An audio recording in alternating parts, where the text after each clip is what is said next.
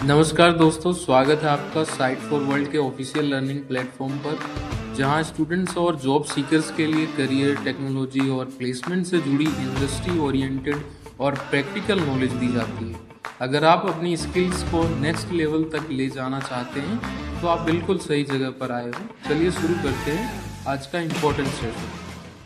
नमस्ते स्टूडेंट्स। आज के सेशन में हम BDD यानी बिहेवियर ड्रिवन डेवलपमेंट को समझेंगे। रेडी हो? फोकस मोड ऑन है ना?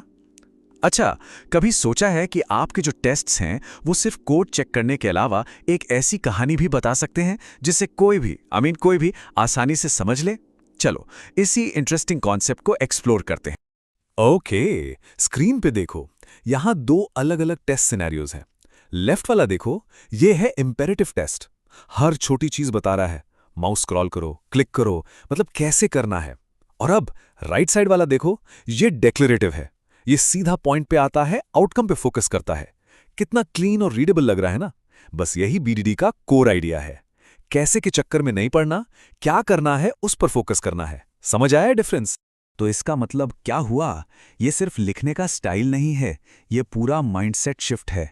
हम कैसे करना है वाली टेक्निकल डिटेल से हटकर क्या अचीव करना है यानी बिहेवियर पर फोकस कर रहे हैं। सिंपल भाषा में बोलूं तो हम बोरिंग टेक्निकल इंस्ट्रक्शंस को ऐसी स्टोरीज में बदल रहे हैं जिसे कोई भी पढ़ सकता है। तो BDD आखिर है क्या? देखो, ये कोई टूल या टेक्नोलॉजी नहीं है, ये एक अप्रोच है, एक फिलॉसफी है।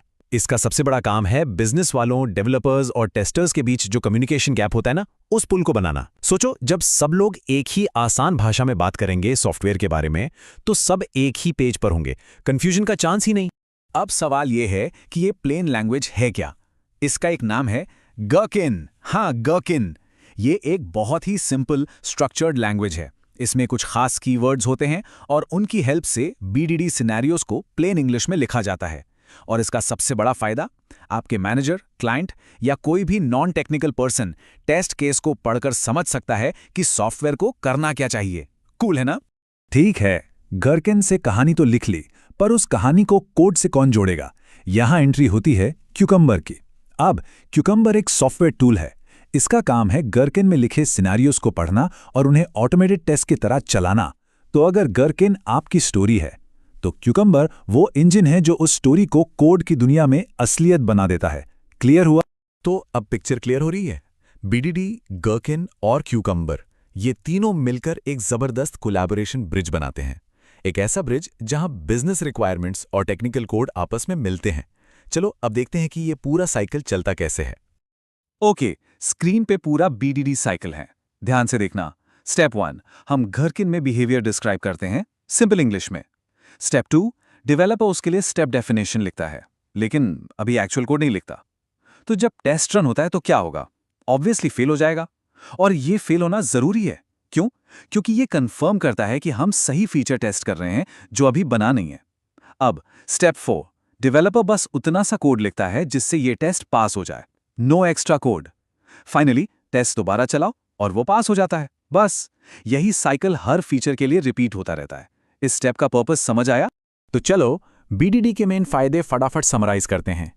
पहला, कोलैबोरेशन को सुपरचार्ज करता है। दूसरा, हमारी सोच टेस्ट से बिहेवियर्स पर शिफ्ट करता है। तीसरा, ये पक्का करता है कि डेवलपमेंट हमेशा बिजनेस वैल्यू से जुड़ा हो। और चौथा, बिजनेस और टेक के बीच का वो ब्रिज बनाता है। याद रखो, BDD सिर्फ कोड टेस्ट करने के बारे में नहीं है, ये सही चीज सही तरीके से बनाने के बारे में है। इंपॉर्टेंट पॉइंट है, नोट किया? ठीक है, क्यों BDD यूज करना है ये तो क्लियर हो गया। अब आते हैं कैसे पर। चलो gherkin सिनेरियो लिखने का बेसिक सिंटैक्स देखते हैं। रेडी हो नेक्स्ट स्टेप के लिए? gherkin की ग्रामर, ट्रस्ट मी, बहुत सिंपल है। बस 3 मेन कीवर्ड्स हैं, गिवन, व्हेन और then। ऐसे सोचो, गिवन ये स्टेट सेट करता है, शुरुआती सिचुएशन क्या है। व्हेन ये मेन एक्शन है जो यूजर करता है। और देन ये उस एक्शन का रिजल्ट है, यानी हम क्या एक्सपेक्ट कर रहे हैं। बस इतना ही है, गिवन, व्हेन, then। सिंपल है। अब देखो, सिर्फ सिंटैक्स जानना काफी नहीं है। अगर अच्छा gherkin लिखना है तो कुछ गोल्डन रूल्स फॉलो करने पड़ेंगे। चलो अब इन रूल्स को देखते हैं जो आपके gherkin को गुड से ग्रेट बना देंगे। ध्यान से सुनना, ये इंपॉर्टेंट है। ये सबसे इंपॉर्टेंट रूल है, इसको हमेशा याद रखना। अपना गैरकिन हमेशा ऐसे लिखो कि कोई ऐसा इंसान जिसे फीचर के बारे में जीरो आइडिया हो, वो भी उसे पढ़कर सब कुछ साफ साफ समझ जाए। क्लैरिटी, बस क्लैरिटी आपका सबसे बड़ा गोल होना चाहिए। और ये है रूल नंबर 2, इसको भी नोट कर लो। एक सिनेरियो, एक बिहेवियर, बस सिंपल। अगर आप एक ही सिनेरियो में मल्टीपल व्हेन देन लिख रहे हो तो आप गलती कर रहे हो। इसका मतलब आप एक से ज्यादा बिहेवियर्स को मिक्स कर रहे हो। हर बिहेवियर के लिए एक अलग फ्रेश सिनेरियो बनाओ। इससे क्या होगा, कंफ्यूजन कम होगा और फ्यूचर में कोड मेंटेन करना बहुत आसान हो जाए। चलो वापस आते हैं इंपेरेटिव वर्सेस डिक्लेरेटिव पर। स्क्रीन पे देखो, इंपेरेटिव अप्रोच कैसे पर फोकस कर रहा है, हर छोटी छोटी डिटेल दे रहा है, और डिक्लेरेटिव अप्रोच वो सीधा क्या हुआ उस पर फोकस कर रहा है। यूजर ने सर्च बार में पांडा एंटर किया।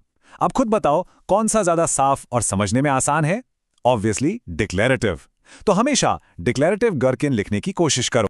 यहां कुछ और क्विक टिप्स हैं, इनको भी ध्यान में रखो। हमेशा थर्ड पर्सन यूज करना है। सारे स्टेप्स प्रेजेंट टेंस में लिखने हैं। सिनेरियोज को छोटा रखो, आइडियली 10 स्टेप्स से कम। और हाँ, स्टेप्स के एंड में फुल स्टॉप, कॉमा ये सब मत लगाओ। ये छोटे छोटे रूल्स आपके गरकिन को प्रोफेशनल और कंसिस्टेंट बनाते हैं। अब एक बहुत कॉमन प्रॉब्लम आती है। मान लो एक ही बिहेवियर को अलग अलग डेटा के साथ टेस्ट करना है, तो क्या हम बार बार सेम सिनेरियो कॉपी पेस्ट करेंगे? बिल्कुल नहीं, वो स्मार्ट तरीका नहीं है। इसके लिए एक बहुत बेहतर सोल्यूशन है, और सोल्यूशन है सिनेरियो आउटलाइन। यहां हम क्या करते हैं, सिनेरियो को एक टेम्पलेट की तरह लिखते हैं। जहां भी डेटा चेंज होना है वहां हम ऐसे प्लेस होल्डर्स लगा देते हैं, जैसे यहां लेटर लिखा है। फिर नीचे एक एग्जाम्पल्स टेबल बनाते हैं और उसमें सारा डेटा डाल देते हैं। अब क्यूकम्बर क्या करेगा, वो ऑटोमेटिकली हर रो के लिए इस सिनेरियो को रन करेगा। इस एग्जाम्पल में टेस्ट ए बटन के लिए भी चलेगा और बी के लिए भी। कूल है ना? अभी वीडियो पॉज करो और इस स्ट्रक्चर को ध्यान से देखो। सिर्फ देखने से नहीं होगा, समझना जरूरी है। तो अब तक आपको समझ आ गया होगा, बीडीडी सिर्फ टेस्टिंग का टूल नहीं है, ये उससे कहीं बढ़कर है। ये एक स्ट्रैटेजिक माइंडसेट है जो पूरे डेवलपमेंट प्रोसेस को अच्छा बनाता है। तो चलो इस पूरे सेशन को रैप अप करते हैं। बीडीडी की असली पावर क्या है? पहला, आपके टेस्ट्स लिविंग डॉक्यूमेंटेशन बन जाते हैं, यानी हमेशा अप टू डेट। दूसरा, पूरी टीम में एक शेयर्ड अंडरस्टैंडिंग बनती है, सबको पता होता है कि क्या बनाना है। तीसरा, हर टेस्ट सीधे बिजनेस वैल्यू से जुड़ता है। और सबसे जरूरी, कम्युनिकेशन लाख गुना बेहतर हो जाता है। तो आज हमने बीडीडी को काफी डिटेल में समझा। अब एक सवाल अपने आप से पूछो, क्या आपके टेस्ट सिर्फ एक बॉक्स को टिक कर रहे हैं, या वो सच में एक ऐसी कहानी बता रहे हैं जिसे पूरी टीम समझ सके? यही बीडीडी का असली मकसद है। प्रैक्टिस करोगे ना, सिर्फ देखने से नहीं होगा। नेक्स्ट सेशन में एक नए टॉपिक के साथ मिलेंगे।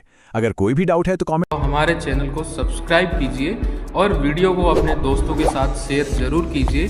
कमेंट सेक्शन में अपना डाउट या नेक्स्ट टॉपिक लिखना मत भूलिएगा।